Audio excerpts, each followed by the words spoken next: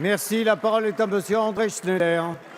Monsieur le Président, ma question s'adresse à Madame la ministre de l'Environnement, de l'Énergie et de la Mer. Madame la ministre, la production mensuelle d'électricité d'origine nucléaire a touché en septembre son niveau le plus bas depuis 1998. Ceci est dû à l'arrêt de la moitié des réacteurs. La semaine dernière, l'autorité de sûreté nucléaire a demandé de renforcer les contrôles sur 6 réacteurs déjà arrêtés. Notre parc de centrales nucléaires est vieillissant. Il nécessite de gros investissements. Vendredi dernier, dans les colonnes des dernières nouvelles d'Alsace, monsieur le secrétaire d'État à l'Industrie a annoncé, je cite, « le nouveau départ pour la filière nucléaire ». Il annonce également la mise en service prochaine de l'EPR de Flamanville. Nous savons tous, Madame la ministre, que le développement des énergies nouvelles ne suffira pas, pour l'instant en tout cas, à combler les manques. Faudra-t-il alors recourir à l'importation d'une grande partie de notre électricité, perdre ainsi notre souveraineté énergétique? Pour effectuer l'ensemble des travaux, EDF sera dans l'obligation de trouver les financements nécessaires. Par ailleurs, Madame la ministre, j'ai lu votre communiqué de presse la semaine dernière prenant acte de la décision de l'ASN, mais j'aurais souhaité que vous expliquiez comment une entreprise comme EDF peut trouver l'argent nécessaire à la rénovation de notre parc nucléaire sans que cela entraîne une importante hausse du prix de l'électricité, pénalisant fortement les entreprises et les ménages. Or, c'est l'État qui fixe les prix. Comment entendez-vous, Madame la ministre, résoudre cette difficile équation? Je vous remercie.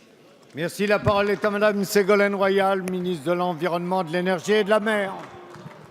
Merci, Monsieur le Président, Monsieur le député, Mesdames et Messieurs les députés. Je vous remercie de votre question qui permet de refaire le point sur la politique énergétique de la France, qui a été d'ailleurs votée par cette Assemblée.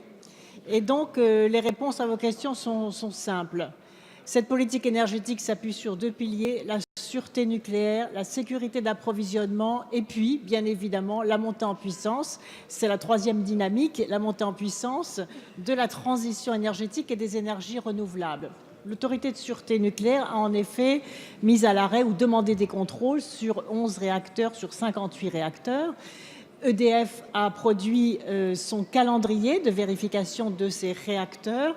Et par conséquent, nous observons là, d'une part, qu'il y a la transparence sur les décisions, ça a été voté dans la loi de transition énergétique, et d'autre part, que la sûreté nucléaire est la priorité de ce gouvernement. La seconde chose, c'est que nous devons monter en puissance sur la transition énergétique. Aujourd'hui, les énergies renouvelables produisent l'équivalent de 6 réacteurs nucléaires. Mais vous le savez, la loi que nous avons votée maintient un socle d'énergie nucléaire important, puisque 50% de la production restera d'origine nucléaire.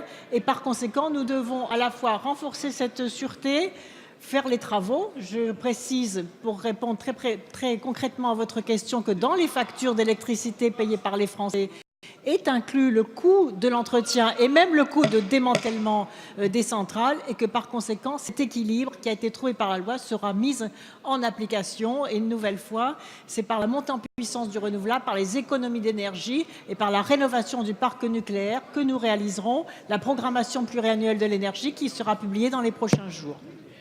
Merci, Madame la ministre.